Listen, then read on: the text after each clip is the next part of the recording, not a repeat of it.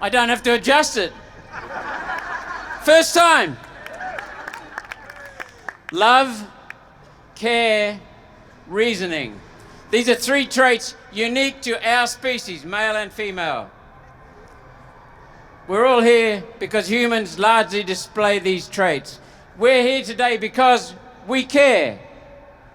There are two exceptions, as shown over there. First of all, the ego. It's fear-driven, and it drives some people to control others. That's what this is all about. It's about control. And always beneath control, there is fear. The second thing that sometimes interrupts our care and our love and our reasoning is a need for belonging. And it can be overpowering. It leads to the herd mentality, the mob mentality, and we see it over there. A desire to conform with what's perceived as mainstream. History is littered with ego-driven, power-hungry, warped maniacs. This is about mental health. It's not about women and men, it's about mental health. The one thing I want everyone to remember is that the feminist movement, which has done so much work for women and for men, has now been hijacked and now shows complete lack of respect for women.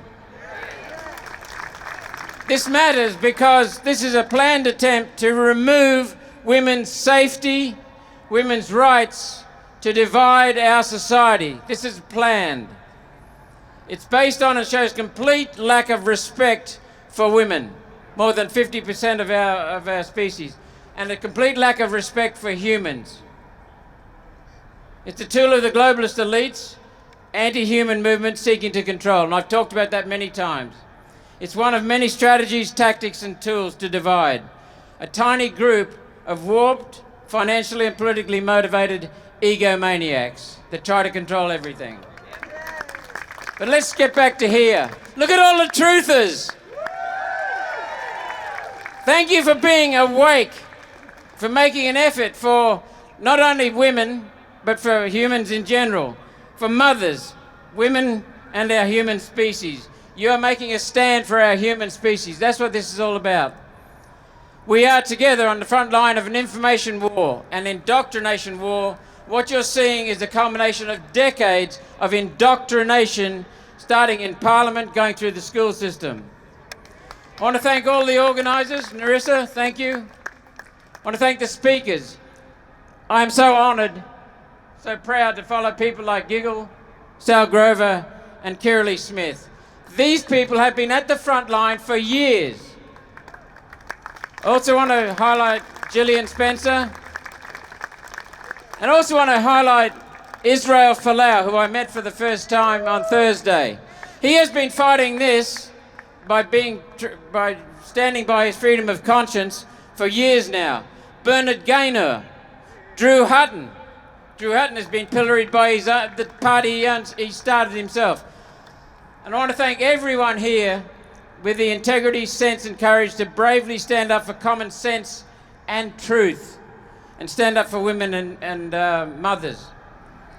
The original feminists were suffragettes who fought for and achieved the vote for women and for rights for women.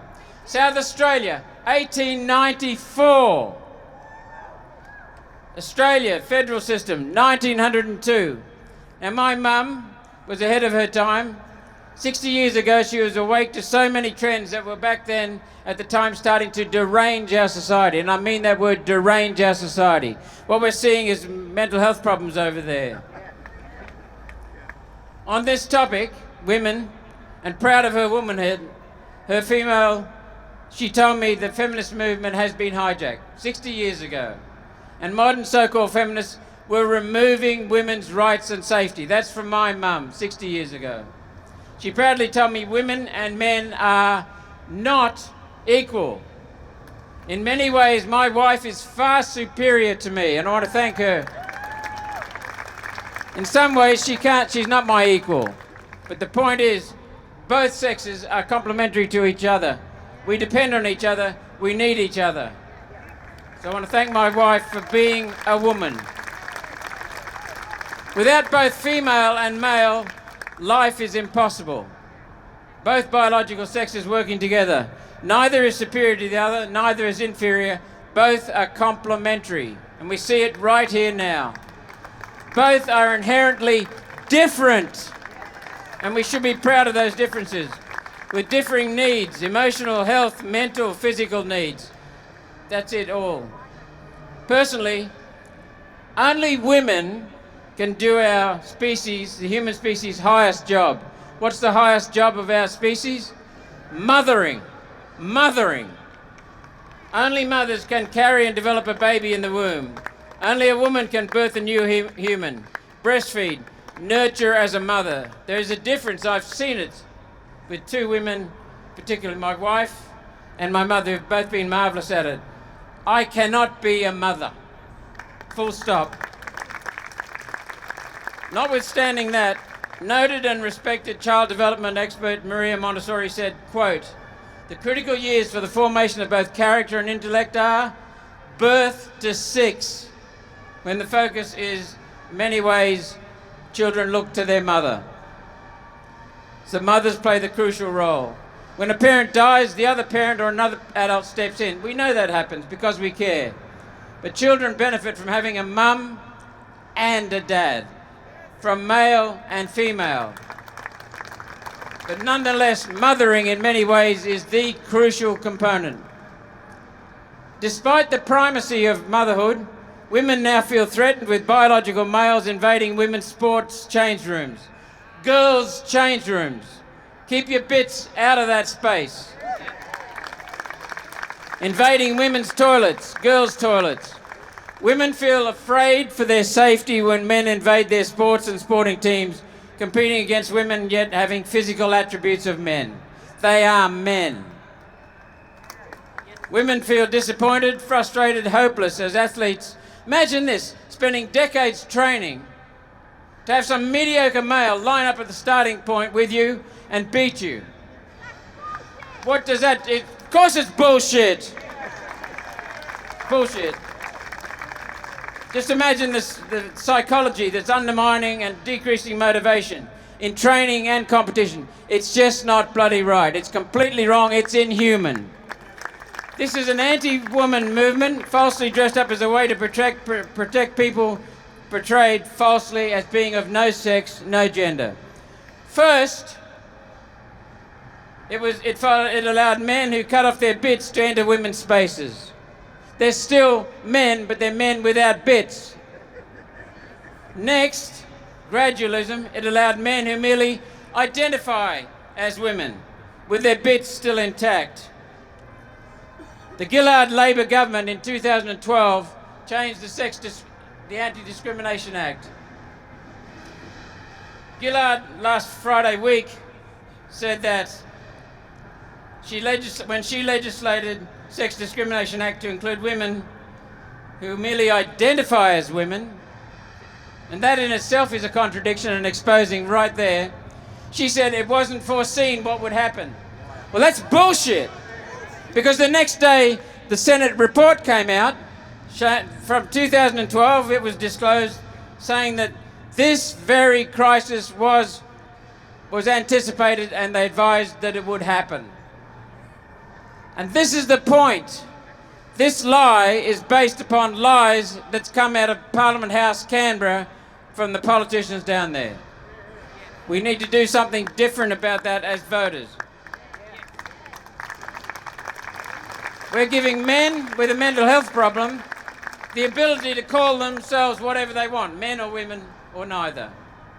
It's another example of gradualism, subtle incremental changes that pass often with the aid of indoctrination. This has been organised through the school system for decades, until our society is suddenly ambushed with absurdity or crisis or harm to women.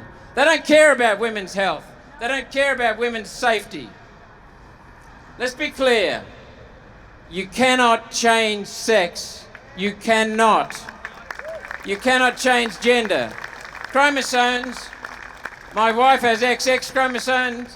I have XY chromosomes, and we cannot change that. She will always have XX, I will always have XY. Puberty and adolescence is the time for changing into adulthood, not changing sex. After puberty, as adults, we each retain the traits of our biological sex. Doctors offering sex change, think about this. Doctors offering sex change say, what do you want to be, male or female? That's all. They're the only choices.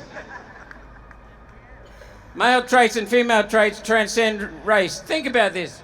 Zulus, Pygmies, Caucasians, Europeans, Australian Aboriginals, Asians. Every one of those races is so different. Yet you can always tell whether it's a female or a male. Every one of them. Because they're universal traits defining sex and gender. My 2-year-old grandson, when he was 2 years old, he's now 3 and a bit. This goes to Sal's comment about everyone understands this. He could barely speak, he could only speak a few words. And a man came up to him with a ponytail. And he said, guy. And he'll point to that lady there as girl, that man there as guy. He knows, not from the hair, but from the whole aspect. And it's the same across our animal species. No one can change basic biology. No one. When we try, it ends sadly in disaster for those who do try, and it ends in disaster for society. Now, the globalists use many issues to divide society and confuse people. This is just one of many that we've got to deal with in federal parliament. Always, they're setting one group against another, male against female, polarizing, demoralizing all people, instilling conflict. They create victims and they weaken all people. So many times, it's the women who are victims. But you're strong. Sometimes it's you're the perpetrators because it's a transgender, as if there can be any such thing as transgender, who are the victims. So the women are the perpetrators, with perception of going against what is falsely portrayed as the majority. That's a tiny minority, it's not a majority. This is the majority. Most humans are afraid of going against the apparent majority because it invokes fear of being cast out, ostracized. We all want to belong. And for our ancestors, being kicked out of family or tribe meant certain death. That's why people are afraid of going out of the mainstream. And that's why the people who want to separate and divide create an aura of mainstream. That fear, often subconscious, remains ingrained in so many people today. And that's why so many people don't speak up. But this is so bloody ridiculous. Thank you for waking up and for speaking out. Thank you. Elite globalists, such as those at senior levels of the UN bureaucracy and World Economic Forum, use this as one of many issues to destroy both basic structures of a civilized human society. The civilized human society structure is based on the family and the nation state. Their objective is to put in place an unelected, these are their words, not mine, their words, an unelected socialist global governance morphing into global communism. That's their words. Look, for example, at the West's response to COVID. Contradicted the data as a way of instilling control over we the people and transferring wealth from we the people to globalist corporations and wealth funds like BlackRock, Vanguard's First State, State Street. During COVID, governments' responses were lies. Governments co-opted people's rights, stole basic inherent freedoms, although these freedoms are birthrights. Freedom cannot be removed. Freedoms are inherent, universal, eternal. You are free to be a woman. You are free to be a man and to be proud of it. In the past, control freaks and totalitarian dictators used obvious, visible, physical control over the masses. Gestapo, guns, tanks, murders, hangings. Everyone knew they were being controlled. Now, in recent decades, they use more sophisticated methods. Indoctrination in schools from birth onwards. Indoctrination from birth onwards. Mouthpiece media, including TV, movies, streaming. Capture of key weaklings in parliaments and in politics, including so-called leaders. I'll wrap up. The people being controlled these days do not know they're being controlled until we wake up together. Senator Hanson, One Nation, every federal and state One Nation MP and I support you here. Pauline and I were the first to call it out in federal parliament. We're winning. I'll tell you a little story. When it was first raised by the Greens in federal parliament, there'd be 5 of them speaking and me opposing them. They'd try and drown me out. Recently, about 12 months ago, Nick McKim was the only one who stood up for it, and there were 5 of us speaking against him. And his speech was so deranged, so warped, that I posted it on my website as an example of their behaviour. We have tried to change the offending, stupid, dishonest legislation. Twice Pauline has moved it with my support. We moved to restore and reinforce the concept of biological sex in legislation. We've moved to protect women's safety and rights. But this will only be fixed by changing the Act. I was horrified at the judgment against Sal in the federal court. Horrified. Until I found out that it was legislated and the courts made the right judgment in law. It's the law that has to be changed. So in winding up, the one thing I want everyone to remember is that the feminist movement has been hijacked and now shows complete lack of respect for women.